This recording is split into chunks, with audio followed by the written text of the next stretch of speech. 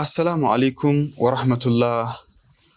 الشمع هركفوني جرجرتو خبجمو في جالتمو هردفتوتا ميديا أوروميا جيتو خانتا تمرتك سنو نغني ربي بكجر تمرتي سن هركبو أكو بكمو أكو ميروخاني أرانتا ناس خيسو ما جايبتك قبل سن دهان جرا بغني غان دفتان غلطو والحاور انه محمد سراج مي دوران درسي محمد سراج انيو اسدلتي جو داوته تكني وجين أكول برات. أي غلطو محمد سراج أنا أقومان غازيت اسم مالا جولو مرة قال لي غازيت اسم ما في برا اسم كوني فرين نخيس جرات والمان أني مدته بكير ألو تخيا فقول أورامي أخي سامتي غرا سوماليا تي مقال أرجيسات تندرده. أوكي. أجمعتي عنكا دائما ما أجمعتي ندبرسي غسي غرا بيار في جورا. تولي.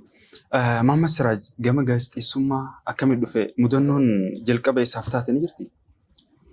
غرا غازيت اسم ما خنا أني غرمو بها خنا تو وميديا خنا جولتي هدا تكابنا فكات مالي في. راديوني رجل قواتي في أفان رموتيني بيتنا غيسا دبريسي غربها كانت هندفمه بلا تمداس دا بكيدوغا راديو انسانيسي حواسا كنا غيستي وان غدا وميجيتي يادا انيس سلاماتو بورناتي جيتي يادا غازيتيستو تمكا جعفر علي خنفا انا اجفچا غدا نيوان تهفي كلماتو أنيسي غرست ناركسي جيتي يادا قبي جولة تراديو أرليندا ورتفاتو تري سنفات هني رجفنا والنسونجا جالالات تكانو خيسة تومته ميديا جالت شو تجرا ميديا خيسة سنة هرماتشوف فدينا ما خيسة تومته أنيس كلماتو بوراناته أشرا خايشو أشرا نيجالته أنت تكانيو مرة سخسة تقدتي قدتش عارفه خناتو سبب سيفتهيشو محمد سراج جماعة أمني بركم دفع أكمل دفع أني جرا أمني يرون دفو دوم فانين دلقة تري أني دلقة من دان دلقة نتي دهبتين دلقة يا ده جون كمون تري روسانتي جرا أمني ني نبوجي جيجو نبوجيتي أكان دهبة من دان دلقة نقوله جالala media kau ani media sangkana ini sedu jala tore san merakun ani media sangkaisati hermachuni anaf gamachu tore san rakau ini itiseni jechura wan saniti ala saninga wani gudan ani arkaj alwan garabashanna hanaratin fulle fachuf yadak aba wan sanggacha kaisa sene angga tokko dalagunin dandawan jawnin akasitti garo immenni sene ka bara senteni ada bara kuma lama fuda sagale akka faranjiti bara kuma lama fuda sagale jechu waggami ka tajajilte o immenni fesa gara wagga lama fwe jeti oguma lama jechu okay o immen yokhis Oromia Media Network خيسة وجوجو كيتي وانت كان سكم مجلسه يمكن ستولة واني نجم مجلسه كوبي غماتا جام سكو تجرا كوبي غماتا جام سانو غندلكو ادون تكمتا كوبي دو جالا دوليرا غرام فولدرات اللي وانا كسي وان قبينتا خيسة جوتو سنرتي غرام فولدرات اللي بلنان نيندلكا يا دجون قبا والناس ندون تجمع داسي وان هواس جيروس يتي يدا أنتو تكسي وجتاني هواس جيروني تنداما جيرا ما سمونا ما خسرت في ده نمتو كيف جيرا ما وان برالي جيرو تنداون تيف نمني تاني جيرا ما يتي يدا سانتو نعم متشي أنا في سجنتا كان جالس جذورته سجنتا هواساس نبرس كته هواساس نيجي جيرا جتني الدوان تريفيشو ما شاء الله أو إمني وجول كبته مدنون هندق النجاح hedduu haasa'uu siin fedhu ani waa'ee min dhugaa dubbanne saniif waasuma dhaabne gaaffii sadii na gaafatten gammaatti. Tole. Miidiyaa OMN maleedas OBN fi akkasuma EBC keessas hojjettee jaama. Sanduuqaadha moo akkam? Dhugaa wanto dalagaa miidiyaatti daragguun dhufu EBC qameeti EBC jaamu kana yeroo san dhaabbata raadiyoo fi televezyiinii Itoophiyaa ture. Achirratti hirmaachuun eegalee dura akkanumatti mindaa malee hojjechaa ture reediyoo irratti barataa ta'ee eegasii beeksisa dubbisuun hojii jalqabaa eegalee jechuudha televezyiinii Itoophiyaa fi raadiyoo Itoophiyaa irratti beeksisa afaan lamaaniin dubbisa ture afaan Ingiliziitii fi afaan Oromootiin hojii eegalee yeroo jalqabaatii fi beeksisa mindaadhaan namni dubbisa afaan Oromoo irratti aana jechuudha.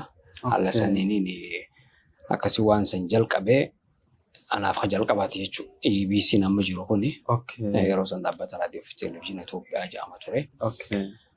Jiraan jalqabeetiin OBN amma jiru kuni yeroo sanii saataaba'oo haja'u tokkotu bu'uura ta'ee fi saataaba'oon kun sagantaa guyyaa 5 tamsaatu. Sagantaan suni guyyaa sa'aat akka tamsaati turte sa'a gabaabduudha sa'a xiqqoo san keessatti waan babbareeduutu dhiyaata namni jaalatee dhaggeeffataan jaalatee hordofa. Haala saniin achi keessa osoo hojjennuuti televezyiinii Oromiyaa kabaname. Eegasii Finfinneerraa buqqaanii gara Adaamaatti galle. San booda televezyiinii Oromiyaa banamee achi keessas hanga tokko dalageetiin eegasii dhiisee bahee hojii dhuunfaa kiyyee gale jechuudha. Mahammad. Amma gama kitaaba bishaan gubatee jiru kana dhufuuf hin deema. Kitaaba bishaan gubatee jiru kanaan dhuftee jirta amma. Kitaaba bishaan gubatee jiru kana qopheessuudhaaf maaltu si kakaase? Yeroo hangam si fudhate? Hangam takkostu goote? Kitaaba kana wanti akkaan barreessuun kakaase turarra ani fedhii barreessuu caalaa fedhii dubbisuutiin qaba. Fedhiin dubbisuu sun immoo fedhii barreessuu na keessatti humte jeetii yaada. Maaliif nama dubbisuutu waa barreessa. Akka hayyoonni illee dubbatanitti namni tokko yoo waa barreessuuf yaada qabaate dura ifii dubbisuu qabaa jechuudha. Barreessuu dalagaa godhachuu dura dubbisuu dalagaa godhachuu qabaa jechuudha. Sanirraa ka'uudhaan akkanumatti fedhiin dubbisuutu na keessa dhufte waan barreeffama keessattuu waan afaan Oromootiin barreeffame hedduun dubbisuu jaalladha. Waan fedhe maan taane. Waan fedhe maan taane akkasumatti miidiyaa afaan Oromootiin dabarus amantii adda addaatiin fa'aa dabarsanii jira. San hin hordofa barreeffamaas akkasumatti afaan Oromoo wajjin wal qabatu irratti barreeffama fedhe maan taane amantiitis haa ta'u waan biraatis haa ta'u bira dabruun fedhu. Nin dubbisa amma waan hin dubbisu santu karaa waa barreessuu kanatti na fide jeetii yaada. Eegasii barreessuu kana itti seenee wal cinuma oofaatiin guddadhe jechuun danda'a. Waa barreessuu kanaa fi jaalala gaazexeessummaa kana jechuudha. Akkasii wanni lamaan kun wal cina deemaa dhufee barreessuun kun amma namni kitaaba kana waanuma jalqabaa ta'uu mala. Akka kitaabaatti kun anaaf ka jalqabaatu malee akka barreessuutti ammoo ka jalqabaati miti. Barreeffama hedduutu kana dura ture. Kanneen reediyoo irratti tamsa'aa turanis ni jiranii. Sadarkaa fiilmittis ka waraabamee akkanumatti lafa taa'ee hafees ni jira. Waan akkasittiin barreessaa ture kitaaba kanaas waan mana keessa jirtu santu barreessuudhaaf na kaasee akka fakkeenyaatti ammaan barreeffama gabaabaa Abdunaasir Ayyaasaan barreesse tokko ni yaada. Dhangaammaatitti akkaataa itti asosoma gabaabaa san barreesse. Bishaan tokko bishaan sun bishaan Haramayaa ta'ee kabiraa ta'ee akkasitti amma yaadadhu. Aduu ganama baatee muka keessaan bishaan itti iftu akkana akkaataa itti ibsa sammuu keessatti hin hafe wanni suni. Waan saniitu anis waan akkasii barreessu takka sanirraa ka'ee akkaan barreessu na kakaasee bu'uura naa ta'e kitaaban birootis akkasuma ni jiranii. Kitaaban lama akka fakkeenyaatti kaasuu ni danda'a. Kitaaba afaan Amaaraa samamanii fi suuraa abdii kajaamu tokko. Akkasii wanni kun walii ida'amee gara barreessuutti na fide jechuudha. Kitaaba kana bishaan gubatee jettee moggaasa kan ta'eef yookiinis taayitilli isaa bishaan gubatee jedha. Bishaan gubatee yerootu maal itti fedhe? Bishaan gubatee yeroo jaangaa dhuguma bishaan hin gubatu. Hiikni isaallee akkasuma jechuun bishaan ni gubata yeroo jaan maaltu sammuutti namu akkamiin bishaan gubata? Waan jaamutu kaaffii kee namatti ta'a. Dhugumas waanuma seenumas keessa jirtu kanaatu akkamitti wanni akkasii akkas ta'a? Ni ta'a wanni akkasii waan jettee yaadduutu jira. Santu amma mata duree kitaabaa kanaas amma namni bishaan fa'aa wajjin wal qabsiisa kitaaba kana. Kitaabni bishaan wajjin wal qabatu akka illee hin qabu. Garuu wanni as keessa jiru kun maali? Akkamii wanni akkasii ta'a waan jaamu? Bishaan akkamii gubata? Bishaan ni gubata. Waan hin fakkaanne jechuudha. Akka seentee ilaaltu si godha. Santu mata duree ta'eef amma mata dureen kunis hafilame turee jira. Kitaabni kun bahu duratti mata dureen kitaaba kanaa kan beeku jechuudha. Mata duree san gara mata 14 ni ta'a. Kan inni mata duree kana lafa kaayyadhe jechuudha. Mata duree san booda seenaan hedduu walitti hidhamtee kan gara kitaaba kanaatti dhuftee jechuudha. Kana argachuuf namni kitaaba kana dubbisumaatu furmaatee more detailii asuma keessaa argachuun ni jechuudha. Bishaan gubatee jechuun maal akka ta'e fi maal akka fakkaatu. Kanaafuu dubbisaa inshaallah kitaabni bishaan gubatee jira. Keessa waan ajaa'ibaa jira jira. Ani illee dubbisne ni dubbisa yeroo bijee. Muhammad kitaaba kana barreessuudhaaf hagamta akkasii fudhatee jira yeroo?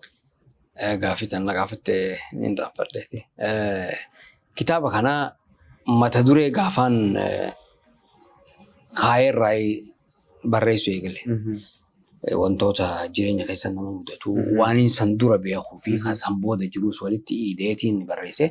Sanii fi barreessuu kitaaba kanaa kaniin eegalee amma 14 dura jechuun hin danda'a jechuudha. Barreesseetiin guutumaa guututti barreeffama kana fixuudhaafi bara 2008 bara 2008 hanga bara 2012tti barreeffamee taa'ee jechuudha. Barreeffamee eega taa'ee booda waagaa maxxansuudhaaf maallaqa feesisaa yeroo sanitti haalli ittiin maxxansuus hin mijoone sababa sanitti gara amata 8 lafa taa'ee jechuudha. Hanga 2020tti kitaabni kun akkasumatti taa'ee eegas booda haareettiin itti lafaa ka'e jechuudha. Haareetti ogguun itti lafaa ka'u kanaas waan inni ittiin maxxansu qopheeffadheeti miti. Garuu kitaabni kun akkana lafatti hafuu hin qabu. Garuu waan sirraa'uu qabu waan laalamuu qabu irra deebi'ee ilaaleetiin akkasuma maxxansaa jee. Wanni guddaan bu'uurri waan hundaa fedhiidha jeetiin amana. Namni tokko yoo fedhii qabaate waan fedhe san harkachuu ni danda'a. Waan yaade harkataa jechuun ilmi namaa warri saayikooloojiitis akka jiru warri akka rabbiin illee dubbatutti jechuudha. Rabbiin illee waan namni ni iyyate namaa kenna waan ta'eef fedhii hojii ol qabata. Kanaaf waan hin feene hin harkatu ilmi namaa. Sanii fi maxxansuu fedheetiin lafaa ka'e itti lafaa ka'eetiin namootatti sirgee namoota warra hayyoota afaaniitiin jira. Ka'u gubbarruutti jira kanneen itti kennee gaazexeessitoonni isa kanaaf lallaalan godhee haala saniini kitaaba kana itti deebi'ee jechuudha.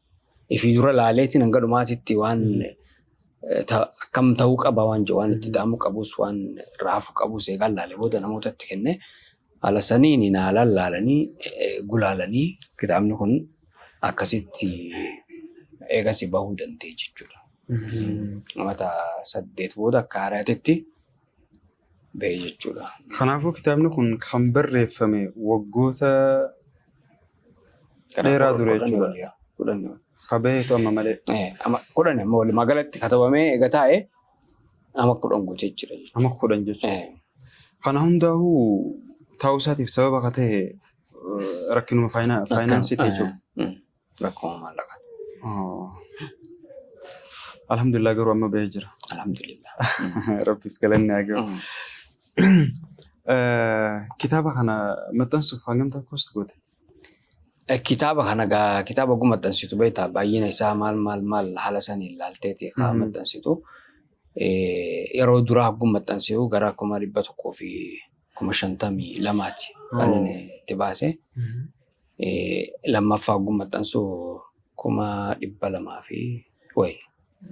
Akkasitti amma yaadachuu haadhuusi 200 fi wayyaa waan akkasitti. Magaalaa gara 400 ta'ee jira. Kitaaba kanatti.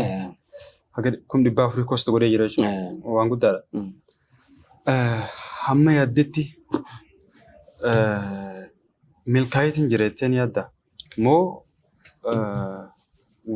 wiliidhaa firii isaa sirriitti hin agarree jettamoo moo hamma yaadametti deemeetiin jira milkaa'itiin jira hamma yaadetti jettee yaadda? Dhugaa dubbachuuf beektaa amma kitaaba afaan Oromoo kana barreessaan maqarraa argata. Maqaa Aggoon siin jiru barreessaa maqaa jedhamu jechuudha. Barreessaa Baluu Abaluu jedhama. Malee faayidaan biraa irraa argatu hin jiru afaan Oromoo kana. Waan akkasiitu jira. Inumaa kan akka barreessaa biraatiin faayidaa guddoo irraa argadhee jeetii yaada. Barreessota biraa wajjin oguu walii bira qabee ilaaluu jechuudha. Akkanumatti kitaaba hedduu barreessee waan takka irraa hin argatiin jira jechuudha namni. Ani yoo xiqqaatee maxxansa lammaffaatti maxxanseetiin jira jechuudha. Maxxansa lammaffaatti maxxanseetiin jira. Kan biraa kitaabni kuni hawaasa keessatti illee beekamee jira jeetii yaada. Kun anaafuu akka bu'aati jechuudha akka bu'aatitti ilaala. Takka saniif ballee ammaan duraan sila akka yaada kiyyaatitti amma kitaaba kana baatii 2 biraan tursiisa jeeyyaan. Maxxanfamee gurguramee dhuma jeetii yaate. Maaliif waan hedduun karoora qaba ture. Hojii biraa kaniin karoorfadhees ni qaba. Kitaabuma biraatillee kaniin barreessuuf yaaduutu jira. Sanirraa ka'uudhaaniin kitaaba kana fixeetti deemuuf yaadee garuu amataa fi baatii 6 ammallee almooliin jira jechuu kitaabni kun. Gurguramee hin dhumne. Isaanii malee hanga akka beekamu hanga qabu ol beekame jeetii yaada. Hawaasni dhagee jira waa'ee kitaaba kanaa. Waa'een kitaaba kanaa amata hanga kana dubbatame jeetii yaada kun kan akka bu'aatti ilaala. Kitaaba kana bituun hawaasni jechuun atiifis hojiilee biraattis hojjechuufis ta'ee waan itti kosti gootee jira. Kitaaba kana bituun isaanis atis ni fayyadeettee ni yaaddaa. Kanaafuu kanuma maal laamtaaf asirratti jechuun hawaasni kan yeroo hedduu waan ofii kana jabeeffachuu fi waan ofii kana gatiitti godhuu irratti xiqqoo hirreena qaba beekaa. Kanaaf wal gargaaruu wal cina dhaabbachuun rogoota hedduun jira. Ragoo tokko qofa hin qabu waan ta'eef jecha kitaaba kana takkaffaa irratti bitanii dubbisuun mataa isaaniif fayyada. Gama takkaan bituun ammoo si ni fayyada. Ati immoo hawaasa fayyadu jirta. Hojiilee biraatis hawaasaaf qabdu jira. Kanaaf maal godhuu qabna itti yaaddu bakka kanatti? Dhugaa dubbachuuf waa dubbisuun bu'aa qaba. Amma aadaan dubbisuu afaan keenya irratti hedduu aadaa duutuu qabna jechuudha. Saniis amma wanni fidee gar tokkoon hanqinni warra barreessu biraas ni jira jeetii yaada. Hanummaan barreessu kun hangam takka waan lubbuu qabu waan akka gara qabu barreessu jira wanni jedhus gaaffiidha. Ifi waan hin taane barreessanii nama komachuunis hin ta'u. Sanii waan gaarii amma dubbisuu eegee galtee dubbisuu si jibbisiisee kadhiistufaa jira. Gariin ani kitaaba afaan Oromoon dubbisu afaan biraatiin dubbisaa na gammachiisu haja'uu jira. Isaan rakkoon maali? Barreessaa bira jira jechuudha. Dura ifumaafuu waan barreessinu kan akkamiin barreessuu jirra ilaaluun gaariidha jechuudha. Akkanumatti fedhii barreessuutiin qaba jaanii lafaa kaanii barreessuun waan hedduu balleessa. Fedhii barreessuu duraa fedhii dubbisuu qabaachuu qaba namni waa barreessuuf yaadu jechuudha. Kitaaba tokko osoo hin barreessine ati kitaaba tokko barreessuu hin dandeessu. Osoo hin dubbisne kitaaba tokko barreessuu hin dandeessu. Saniif namni dura ifii dubbisuu barreessuu fedhuu dubbisuu kana dalagaa godhachuu qaba jechuudha. Akkuma nyaata galgalaa ganama nyaatu kanatti dubbisuus galgalaa ganama dubbisuu qaba jechuudha. Yeroo qabu itti fayyadamee. Yoo akkam xiqqaate sa'aa xiqqoo takkallee kaneef peejii takkallee maan taane. Guyyaatti waa dubbisu. Waa dubbisuu ijool barachuudhaaf. Peejuma takka ganama hogga bahu peejuma takka osoo dubbisee bahee. Maaf baatitti kitaaba takka hin dubbisne baatitti kitaaba takka. Namni sana ol dubbisuus ni jira beekta torbaanni kitaaba takka ka fixuu jira. Namni gaa dandee ka guyyattis kitaaba fixuuma jira beekta. Namni kun egaa yoo guyyattis fixuu dadhabe torbaanittis fixuu dadhabe baatitti kitaaba takka ofirratti murteessee akkasii yoo dubbisu ta'e barreeffama afaan Oromoo kana fooyyessuun ni danda'ama. Egaa san fooyyessite booda egaa hawaasa bira deemna jechuudha. Kanaaf hawaasnis waan barreeffame kana laalee dubbisee takkaffaa beekumsa irraa harkata. Waa dubbisuun beekumsa namaa idaa. Beekumsa namni ida'ameef kuni nama dubbiseetu dubbachuu illee danda'a. Akkaataa itti dubbatanillee oggusan bara. Yaada isaa ibsachuu illee haa danda'u oggusanii. Sanii fi namni waa dubbisu faayidaa hedduu harkata. Nama biraa caalaa dandeettii hawwachuu illee qabaata waan ta'eef kana hubatee barataanis bakka jirutti namni hundi beekumsa ida'achuudhaaf waa dubbisuu qaban jedhan.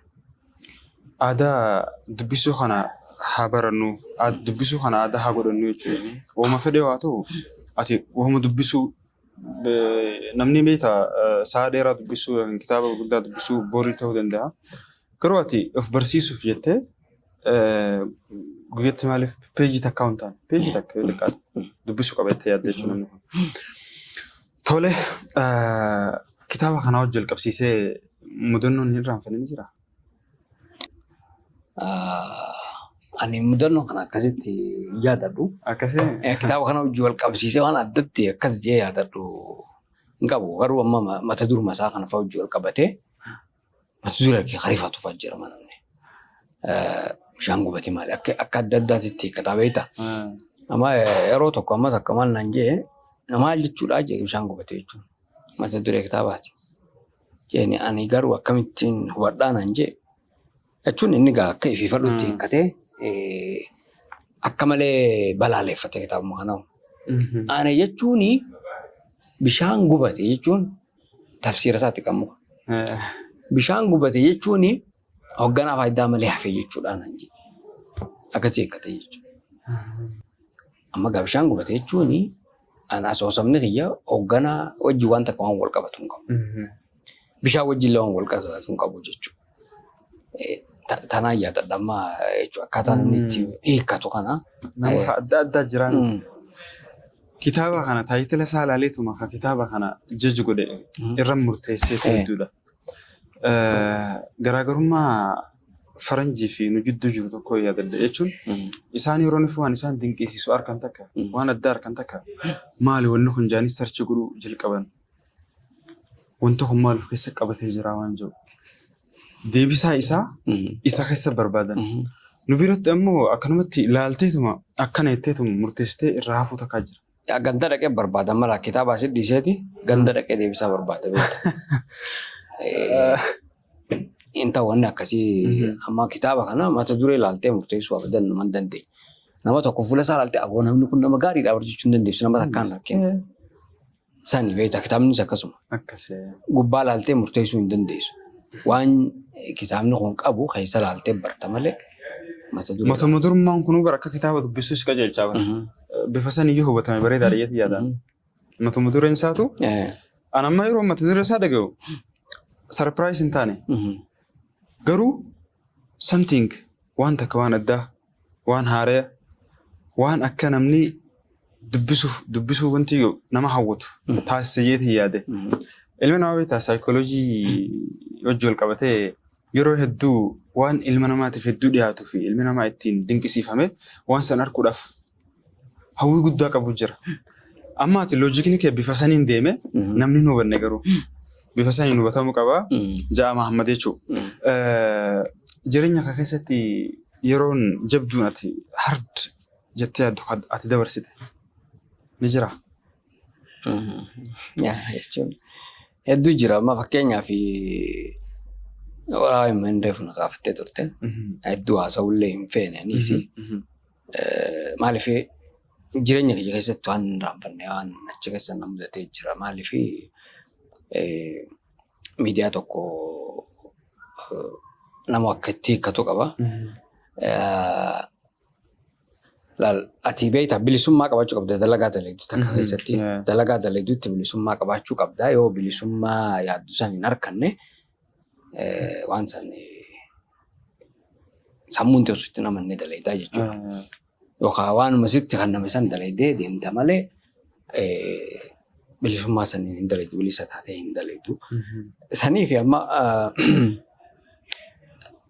gaafan bo'ee jira amma miidiyaa hedduu keessa dalageetiin jira.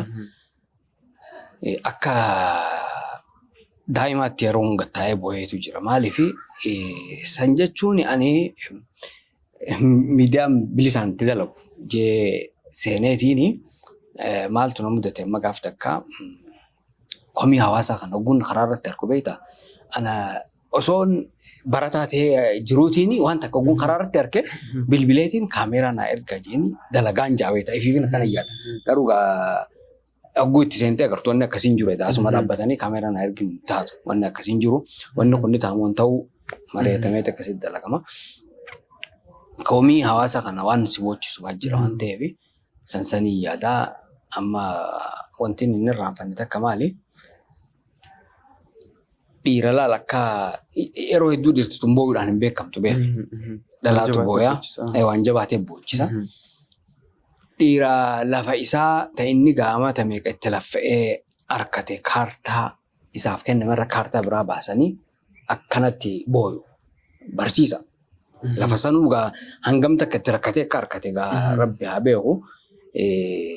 Maallaquma sani maallaqa isa barbaachisa lafa sanirra waa ijaaruufis namni kun irra ijaaruufis humna hin qabu. Mindaan isaan qabu. So lafuma sanuu deebi'anii irratti kaartaa biraa irratti baasanii nama biraatiif kennaniitu jira. Nama akkasiitiin deemee dubbisee ni booya.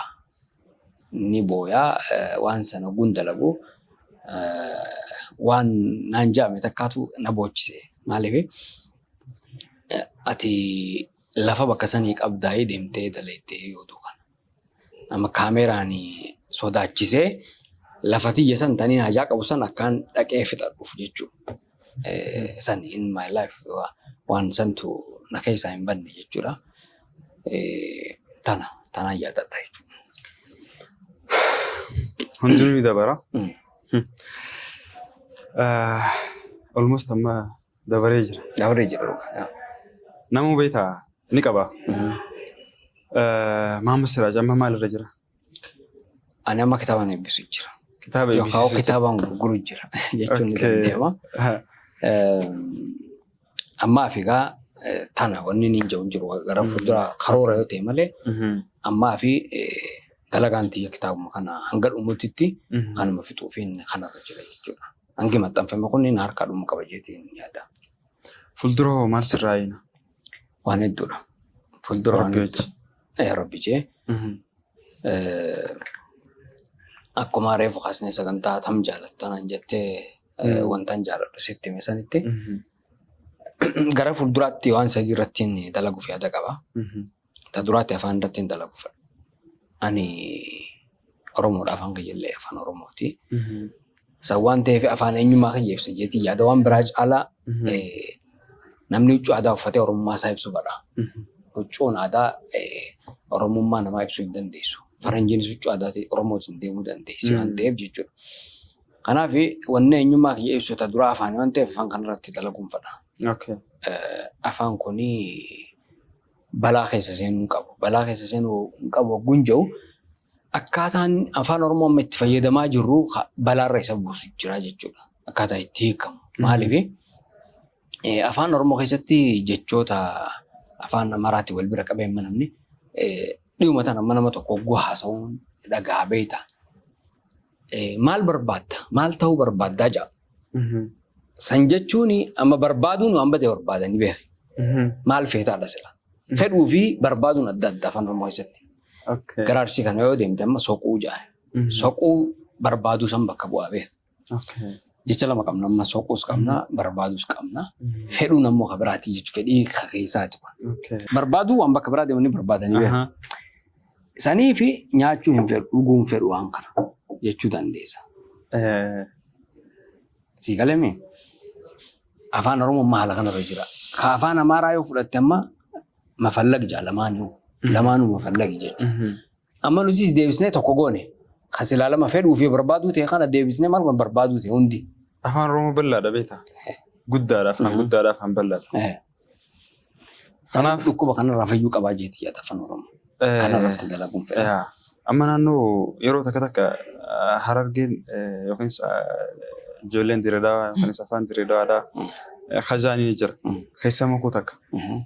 Keessa makuun tun naannoo takka qofa irratti hin argaman. Harargee qofa osoo hin ta'in bakka biraa keessaafuu Shawaan fa'aan Amaariffaa maasootii jechuun hin dandeenye gaasaan. Kun hundinuu sirraa qaba. Ajandaa yeroo ammaa kana deemu jira. Gaafilee tiyya xumuruu kiyyaan duratti. Ajandaaleen deemu qubee haa kanarratti morkii hedduu ka'u jira. Namni ajandaa godhee haasa'u jira.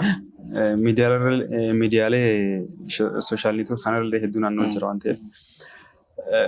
Qubeen tun afaan Oromootii miti ta'a Arabaatii Arabarraa dhuftee afaan Oromoo kunis hin jirtu jaan. Ati asirratti maal jetta? Ani waa'ee qubee tana tuni dantaatii yaamti. Galee waa'ee sagaleetiin haasa'u. Sagaleen haa jaamtu afaan Oromoo keessa ni jirti moo hin jirtudha. Sagaleen gaafaan dhal'irraa eegalee haa kana fayyadamumatti hin jira. Warri keenyaas koottu naan jaamalee koottu naan hin jiru. Abbaan kiyya koottu yennaan afaan biraa jira jechuudha. Galee sanii fi amma afaanumaa yoo kan hin beekne ta'e qubee takkallee yoo kan hin beekne ta'e sagaleen haa ni jirti jechuudha. Akkasimi duba sagaleen haa tuni namni dura qubee tana qopheessuuf hogguu lafaa ka'u afaan san beekuu qaba. Na duraati jechuudha. Afaan qubee san qopheessuuf beekuu qaba. Yoo afaan hin beekne qubeen qopheessee jee lafaa ka'uu hin qabu jechuudha. Dogongoraa jechuudha. Yoo akkasitti afaan anamma afaan Chaayinaatiin qubee qopheessee jee lafaa ka'e afaan Chaayinaatuun beeku akkamitti qubee isaaf qopheessa. Dura afaan san beekuu qaba jechuudha. Afaan san beekuu hogguu jennu amma sagaleen haatuni Arabarraa dhuftee jette. Waan akkasii haasawanii jettee. Akkas jaane. Dhugaa ni jaamaasi. Maaliif ani Muhammad maqaan kiyya maqummaan kiyyaa Muhammad waan ta'eef Araba kanaan jiru jira. Ina garreen gammaatitti Araba na fakkaatu na garree jechuudha. Araba bifaan waliin fakkaannu. Waliin himnu jee. Duba Arabarraa yoo dhufe haa jennu Arabarraa dhufe haa jennu. Arabarraa yoo dhufe nuti amantii wajjii wal qabachuu danda'a jennu. Quraanni afaan Arabaatiin bu'ee waan ta'eef jechuudha. Booranni isaan Araba wajjii walitti dhufeeti qubee haatana sagalee haatana dhaale. Egaa Arabarraa kan dhufe ta'e amantiin tuni gara Arsii jirti gara